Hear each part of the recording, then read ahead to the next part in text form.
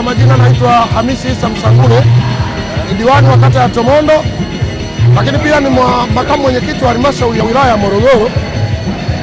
Kimsingi tumefarijika sana. Kwanza tumpongeze Mheshimiwa Rais wa Jamhuri ya Muungano wa Tanzania kwa kulitekeleza hili ambalo jambo linaenda kutupelekea kukuza uchumi wa nchi, lakini pia kuongeza ajira kwa wananchi wa Tanzania.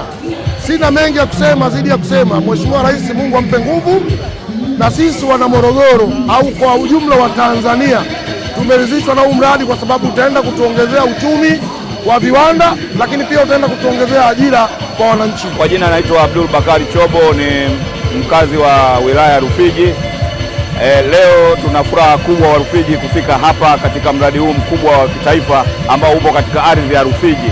Mheshimiwa Rais anakuja kuzindua bwawa ile Mwalimu Nyerere hapa Rufiji leo. Sisi wa Rufiji mradi huu kwanza uko nyumbani.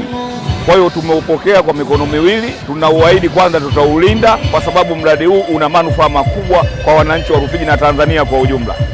Bwawa hili historia yake ya kwanza kwamba fedha bilioni trilioni 7.4 ni fedha za Watanzania, za mimi na wewe, ndio ambazo tumeleta hapa na tumeweza kuujenga mradi huu. Kwa majina anaitwa Zainabu Bakari Mng'ombe, ni mkazi wa wilaya ya Rufiji.